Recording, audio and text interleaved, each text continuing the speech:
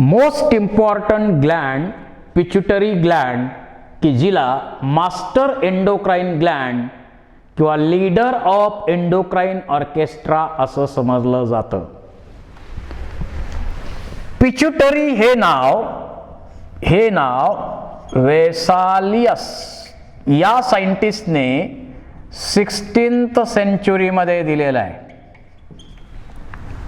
16व्या शतकामध्ये व्हेसालियस या सायंटिस्टनं या ग्लँडला पिच्युटरी हे नाव दिलं.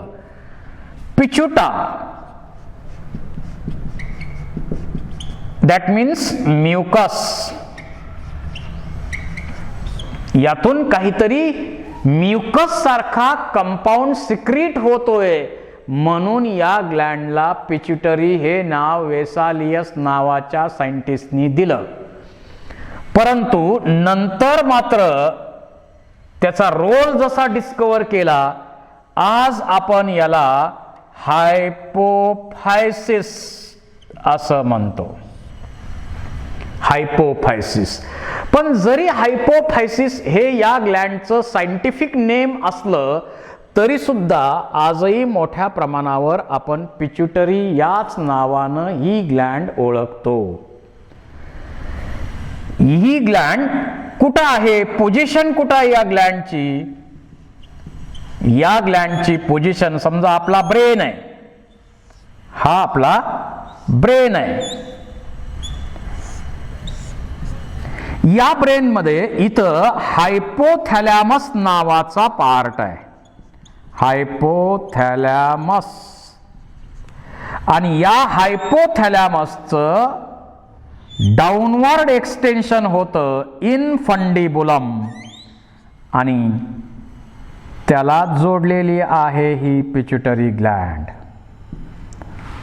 त्याला जोडलेली आहे pituitary gland. So it is present just below the hypothalamus in cavity of sphenoid bone. Sphenoid बोनची कॅव्हिटी आहे, त्या कॅव्हिटीचं नाव आहे सेला टर्सिका.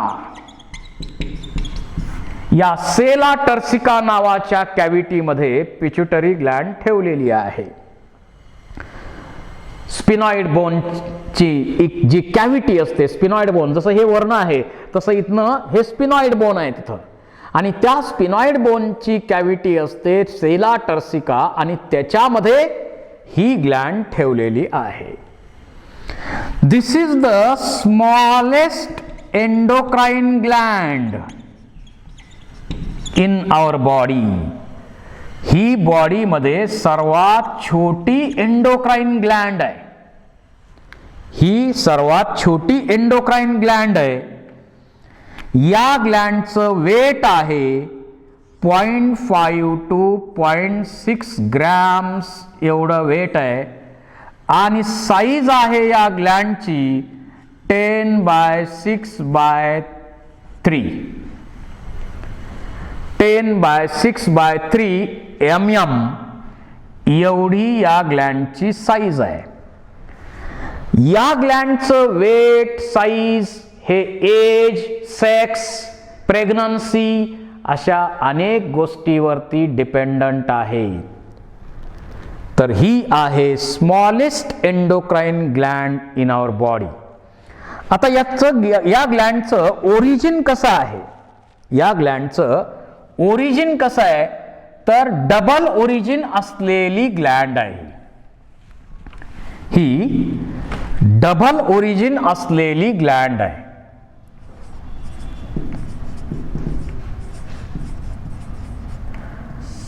तशी तर एक्टोडर्मलच आहे. एक्टोडर्मलच आहे ओरिजिन. रेफरन्स वेगवेगळे दिले जातात, परंतु एक्टोडर्मल हे आन्सर क्लिअर आहे. परंतु डबल ओरिजिन असं की या पिच्युटरी मध्ये दोन मेन पार्ट येतात. एक आहे ॲडेनो हायपोफायसिस, की जो पार्ट एम्ब्रॉनिक फॅरिंग्स, ज्याला आपण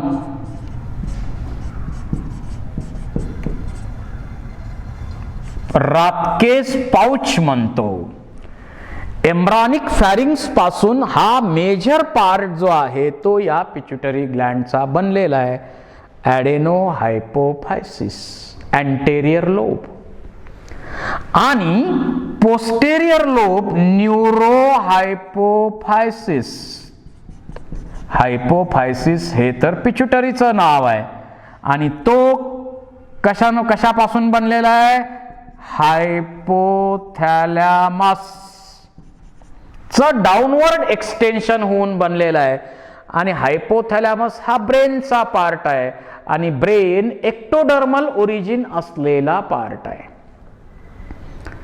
तर या ग्लँडचं ओरिजिन डबल आहे. त्याच्यानंतर आपल्याला स्टडी करायचंय या ग्लँडचं स्ट्रक्चर आणि नंतर मग hormones and their role.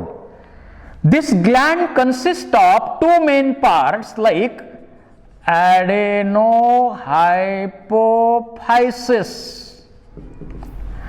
and neurohypophysis. असे दोन मेन पार्ट या ग्लँडचे आहेत. ॲडेनोहायपोफायसिसला आपण अँटेरियर लोब म्हणू शकतो आणि न्यूरोहायपोफायसिसला पोस्टेरियर लोब असंही आपण म्हणू शकतो. तर मेजर पार्ट जो आहे तो आहे ॲडेनोहायपोफायसिस. 75% ॲडेनोहायपोफायसिस आहे. This adenohypophysis or anterior lobe consists of three main parts. हा मेजर पार्ट जो आहे त्याचं नाव आहे पार्स डिस्टालिस. इथं जी क्लिप्ट आहे, इथं जे नेक आहे त्या ठिकाणी आहे पार्स ट्युब्रॅलिस आणि इथं जी क्लिप्ट आहे दोघांच्या मध्ये इथं पण इपिथेलियल सेल्स आहेत, त्याला आपण म्हणतो पार्स इंटरमेडिया. काही जण याला अँटेरियर लोब म्हणतात, याला पोस्टेरियर लोब म्हणतात आणि याला इंटरमिडिएट लोब सुद्धा म्हणतात. असं पण काही ठिकाणी याच्या स्ट्रक्चर बाबत इन्फॉर्मेशन आहे. But major lobes are anterior and posterior lobe. Adenohypophysis, neurohypophysis. आता हे जे तीन पार्ट आहेत, त्यांनी मिळून काय बनणार? ॲडेनोहायपोफायसिस. त्यालाच आपण म्हणतो अँटेरियर लोब. याच्यामध्ये ब्लड स्पेसेस आहे, ब्लड व्हेसल्स आहेत, कॅपिलरीज आहेत, सायनोसॉइड्स आहेत, कॅपिलरीज आहेत, सायनोसॉइड्स आहेत आणि सिक्रिटरी सेल्स मोठ्या प्रमाणावरती यामध्ये असतात. मेजर सिक्रिटरी पार्ट जो यांचा आहे तो आहे पार्स डिस्टालिस. जर आपण पार्स डिस्टालिसचे डिटेल्स आपण जर पाहिले, दिस पार्स डिस्टालिस कन्सिस्ट ऑफ, मी आता हे डिलीट करतो, इथं लिहिता येईल आपल्याला, pars distalis it consist of two main types of cells. यामध्ये 50% सेल्स आहेत त्या आहेत क्रोमोफिल सेल्स आणि राहिलेल्या 50% आहेत क्रोमोफिल सेल्स. ज्या सेल्सना ऍसिडिक किंवा बेसिक डायनं कलर येत नाही,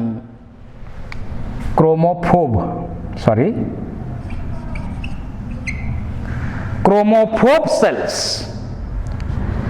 आणि 50% आहेत chromophil cells. So pars distalis consist of two main types of cells. 50% chromophobe cells and 50% chromophil cells. ज्या फोबिया म्हणजे ज्याला आकर्षण नाही, ॲफिनिटी नाही, ज्या सेल्सना कोणत्याही कलरची ॲफिनिटी नसेल त्यांना आपण म्हणतो क्रोमोफोब सेल्स. आणि ज्यांना ॲसिडिक किंवा बेसिक डायची ॲफिनिटी असते त्यांना आपण म्हणतो क्रोमोफिल सेल्स. क्रोमोफोब सेल्स या कशा आहेत? कलरलेस असणार आहेत, त्याला कुठल्याच कलरची ॲफिनिटी नाही आहे, 50% आहेत. and these are supposed to be precursor of chromophil cells. Chromophil cells यापासूनच बनतात. Chromophobe cells are then converted into chromophil cells, so these are considered as a precursor of chromophil cells. आणखी एक फंक्शन त्याचं secretion काही फारसं unknown नाही आहे, but they are supposed to be secrete ACTH, adrenocorticotropic hormone इथून secrete होत असावं. त्याच्यानंतर मेन सिक्रिटरी सेल्स आहेत त्या आहेत क्रोमोफिल सेल्स. क्रोमोफिल सेल्स म्हणजे ज्यांना ॲसिडिक किंवा बेसिक डाय न कलर येतो. ॲसिडिक किंवा बेसिक डायनं ज्यांना कलर येतो त्याला आपण म्हणतो क्रोमोफिल सेल्स. मी जरा वेळ हा पार्ट इथला डिलीट करतो म्हणजे आपल्याला लिहिणं सोयीचं जाईल. हे लेबल्स फक्त डिलीट करतो. आता क्रोमोफिल सेल्स म्हणजे ज्यांना ॲसिडिक किंवा बेसिक डायनं कलर येतो त्याला आपण म्हणतो क्रोमोफिल सेल्स. या क्रोमोफिल सेल्स ज्या आहेत त्या बेसिकली दोन टाईपच्या आहेत, ॲसिडोफिल सेल्स आणि बेसोफिल सेल्स. म्हणजे ॲसिडोफिल सेल्स आणि basophil cells, alpha cells, beta cells. नावावरूनच तुम्हाला सांगता येईल की ॲसिडोफिल सेल्स म्हणजे ज्या सेल्सना ॲसिडिक डायनं कलर येतो त्या ॲसिडोफिल सेल्स आहेत. आणि ज्या सेल्सना बेसिक डायनं कलर येतो त्यांना आपण काय म्हणतो? Basophil cells. त्यांना आपण काय म्हणतो? Basophil cells. त्यानंतर ॲसिडोफिल सेल्स ज्या आहेत त्या जवळपास 35% आहेत या 50%च्या, आणि बेसोफिल सेल्स आहेत त्या जवळपास 15% आहेत. त्या सेल्स जवळपास 15% आहेत. बेसोफिल सेल्स 15% आहेत. आणि ॲसिडोफिल सेल्स ज्या आहेत त्याच्यामध्ये सोमॅटोट्रॉपिक सेल्स आहेत की ज्या ग्रोथ हार्मोन किंवा सोमॅटोट्रॉपिक हार्मोन सिक्रिएट करतात. त्यांनाच आपण ए सेल्स असंही म्हणतो. आणि या सेलला जर स्टेन केलं तर ऑरेंज जी या स्टेननं त्यांना कलर येतो. या स्टेननं त्यांना कलर येतो. आणि या सेल्स काय करतात? ग्रोथ हार्मोन सिक्रिएट करतात. सेकंड टाइप जो सेल्स आहे बी सेल्स म्हणा किंवा दुसऱ्या ज्या टाइपच्या सेल्स इथं आहेत त्या गोनॅडोट्रॉपिक सेल्स आहेत. गोनॅडोट्रॉपिक सेल्स आहेत. दुसऱ्या ज्या सेल्स आहेत त्या बी सेल्स आहेत, त्या मॅमोट्रॉपिक सेल्स आहेत. सॉरी, मॅमोट्रॉपिक सेल्स आहेत आणि यांच्यामधून सिक्रीट होतं किंवा या सेलला जर स्टेन केलं आपण तर ॲझोकार्माइन या स्टेननं त्यांना कलर येतो आणि यातून सिक्रीट होतं एक महत्वाचं हार्मोन, लॅक्टोट्रॉपिक हार्मोन LTH. तर इथं सोमॅटोट्रॉपिक सेल्स और ए सेल्स ज्यांना ऑरेंजीनं कलर येतो अशा सेल्स आहेत आणि त्यांच्यामधून सोमॅटोट्रॉपिक हार्मोन किंवा ग्रोथ हार्मोन सिक्रीट होतं. आणि बी सेल्स आहेत त्यांना मॅमोट्रॉपिक सेल्स सुद्धा आपण म्हणू शकतो, त्यांना आपण मॅमोट्रॉपिक सेल्स सुद्धा म्हणू शकतो किंवा लॅक्टोट्रॉपिक सेल्स सुद्धा म्हणू शकतो. ॲझोकार्माइननं त्यांना कलर येतो आणि LTH हे हार्मोन इथून सिक्रीट केलं जातं. त्यानंतर इथं बेसोफिल सेल्स आहेत, 15% आहेत आणि या बेसोफिल सेल्स मध्ये महत्वाचे थायरोट्रॉपिक सेल्स असतात आणि या थायरोट्रॉपिक सेल्स ज्या आहेत त्यांना फुस्चिन पॉझिटिव्ह या स्टेननं कलर येतो आणि त्यांच्यामधून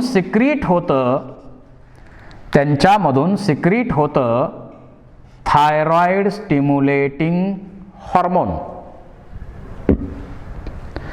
आणि त्याचबरोबर दुसऱ्या टाईपच्या सेल्स आहेत गोनॅडोट्रॉपिक सेल्स आहेत,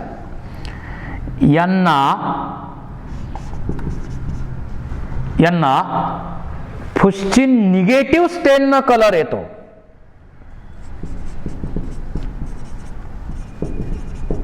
आणि यातून सिक्रीट केलं जातात दोन महत्वाचे हार्मोन FSH आणि LH. आणि त्याचबरोबर यांच्यामध्ये कॉर्टिकोट्रॉपिक सेल्स आहेत आणि त्या सिक्रीट करणार ॲड्रेनोकॉर्टिकोट्रॉपिक हार्मोन. ॲड्रेनोकॉर्टिकोट्रॉपिक हार्मोन सिक्रीट करतात आणि त्यांना स्टेन त्यांना कलर येतो. तर इकडं बेसोफिल सेल्स मध्ये थायरोट्रॉपिक सेल्स आहेत, गोनॅडोट्रॉपिक सेल्स आहेत, कॉर्टिकोट्रॉपिक सेल्स आहेत आणि या एकूणच पार्स डिस्टालिसच्या या पार्टकडनं growth hormone LTH, TSH, FSH, LH आणि ACTH एवढे महत्वाचे हार्मोन्स इथून सिक्रीट केले जातात. म्हणजे पिट्युटरी ग्लँडचा मेजर सिक्रिटरी पार्ट हाच आहे. आता या पार्टवरती याच्या सिक्रिशनवरती कंट्रोलचा विचार नंतर आपण करू. याच्यानंतर आपण पुढचा पार्ट याचा स्टडी करू. पार्स डिस्टालिस एक पार्ट झाला. पार्स डिस्टालिस हा एक पार्ट झाला आणि त्याचे हार्मोन्स पण आपण पाहिले. त्यानंतर हा मेजर पार्ट झाला पार्स डिस्टालिस. इथं आहे पार्स ट्युबरॅलिस, नेक रिजन मध्ये आहे. The secretion of pars tubralis till yet unknown.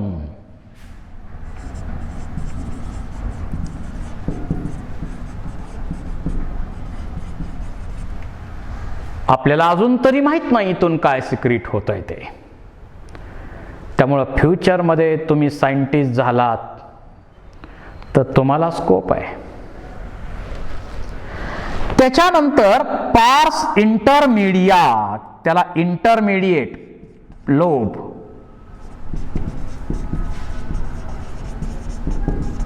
त्याला इंटरमिडिएट लोब असंही कन्सिडर करतात. तर मध्ये जी क्लिप्ट आहे त्या क्लिपमध्ये इपिथेलियल सेलच्या कॉर्ड्स आहेत आणि त्याला आपण म्हणतो पार्स इंटरमीडिया. या पार्स इंटरमीडिया मधून MSH मेलॅनोपोर स्टिम्युलेटिंग हार्मोन सिक्रेट केलं जातं. पण ह्युमन मध्ये याचा रोल क्लिअर इव्हॅल्युएट होत नाही. ह्युमन मध्ये हा पार्ट वेस्टिजियल कन्सिडर केला जातो, वेस्टिजियल कन्सिडर केलेला आहे. परंतु याचा क्लिअर रोल जो आहे फिश किंवा ॲम्फिबियन्स, पायसेस किंवा ॲम्फिबियन्स मध्ये synthesis and dispersal of melanin pigment याच्याशी कन्सर्न याचा रोल आहे. So this is about structure of anterior pituitary and their parts, their hormones, etc. त्यानंतर आपल्याला स्टडी करायचा आहे दुसरा पार्ट याचा, न्यूरो हायपोफायसिस. त्यालाच दुसरं नाव आहे पोस्टेरियर लोब. आणि त्याच्यामधला किंवा याच्यामध्ये जे पार्ट येतात हे कोणकोणते येतात, तर इथं येतो पार्स नर्व्होसा. मेन पार्ट आहे तो पार्स नर्व्होसा. आणि इथं ट्यूबर्स सिनेरम आणि हायपोफायसियल स्टॉक यांनी मिळून बनतं हे फनेल शेप्ड स्ट्रक्चर. त्याला आपण म्हणतो infundibulum. Infundibulum funnel shaped structure जे बनतं ते इनफंडिबुलम आहे. आणि याच इनफंडिबुलम म्हणजे हेच पुढं हायपोथॅलॅमसचा पार्ट आहे. आणि हायपोथॅलॅमसकडं न्यूरोसिक्रेटरी सेल्स आहेत.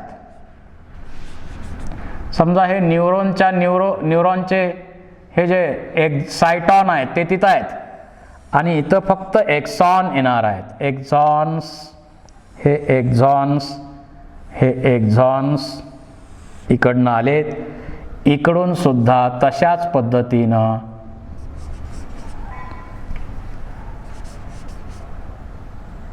हे एक्झॉन इकडून पण आलेले आहेत.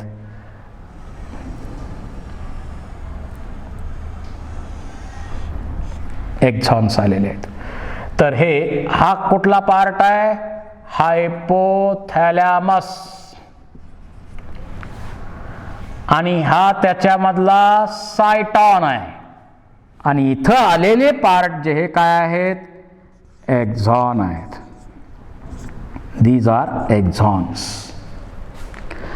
आता हे एक्झॉन इथं आल्यानंतर ते डायलेट होतात. नॉब लाईक इथं होणार, डायलेट होणार आणि इथं बनणार छोटेसे स्टोर करणारे ऑर्गन्स. त्याला आपण म्हणतो हेअरिंग बॉडीज. हेअरिंग बॉडी काय करतात, स्टोरेज ऑफ हॉर्मोन्स. इथून हॉर्मोन्स काही सिक्रेट होतात, ते एक्झॉन मधून आणले, त्याचा स्टोरेज टेम्पररी पिरियड साठी या हेअरिंग बॉडी मध्ये केला जातो. त्याचबरोबर मॉडिफाईड न्यूरोग्लियल सेल्स आहेत इथं. त्या स्टार शेप्ड किंवा अशा स्पिंडल सेप्ड किंवा स्टार सेप्ड अशा ज्या सेल्स या ठिकाणी आहेत, या सेल्सना आपण म्हणतो पिच्युसाइट्स. आणि या पिच्युसाइट सेलचं फंक्शन काय? नरिशमेंट. इथं नरिशमेंट देण्याचं काम या पिच्युसाइट सेल्स करतात. पिच्युसाइट सेल्स हे काम करतात. या दोन्हीकडून मिळून 1,00,000 न्यूरॉन्स खाली येतात. हे न्यूरॉन्स जे येतात ते दोन्हीकडून मिळून 1,00,000 न्यूरॉन्स या ठिकाणी खाली येत असतात.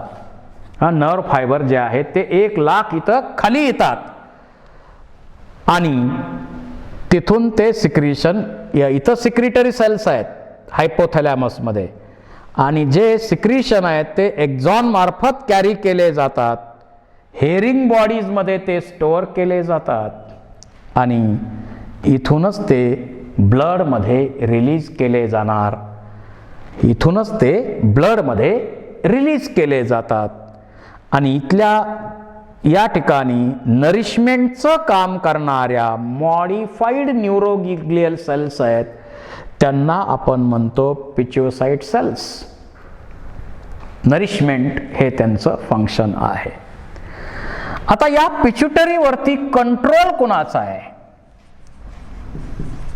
Control of pituitary. या पिच्युटरीवरती कंट्रोल कसा ठेवला जातो? कोण नियंत्रण ठेवतं? पिच्युटरी इतर ग्लँडवर नियंत्रण ठेवते, पण पिच्युटरीवरती नियंत्रण कोण ठेवतं? तर आता पोस्टेरियर लोबचा विषयच नाही, कारण पोस्टेरियर लोब हायपोथॅलॅमस कडनं डायरेक्ट बनलेला आहे, त्यामुळे तो विषयच नाही. पण अँटेरियर लोब वरती मात्र इनडायरेक्ट कंट्रोल आहे. पोस्टेरियर लोब वरती जसं इथं अँटेरियर लोब इनडायरेक्ट आहे कंट्रोल हायपोथॅलॅमसचा.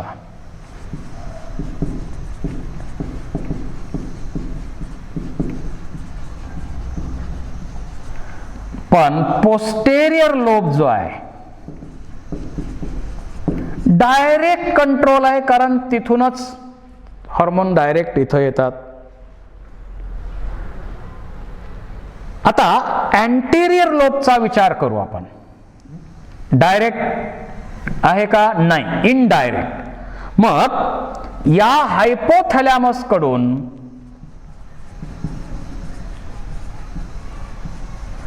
प्रत्येक हार्मोन सिक्रिशन करायचं का याची परवानगी सुद्धा हायपोथॅलॅमस देणार, आणि थांबवायचं का सिक्रिशन याचा निरोप सुद्धा हायपोथॅलॅमस देणार. आणि हायपोथॅलॅमस कडनं सिक्रिशन करण्यासाठी सांगणारे प्रोटीन्स आहेत, हार्मोन्स आहेत, त्याला आपण म्हणतो रिलीजिंग हार्मोन्स. आणि सिक्रिशन ॲडेनोहायपोफायसिसचं सिक्रिशन स्टॉप करणारे पण तिथं हार्मोन्स आहेत, त्याला इनहिबिटिंग हार्मोन्स आपण म्हणू, किंवा रिलीजिंग फॅक्टर्स, इनहिबिटिंग फॅक्टर्स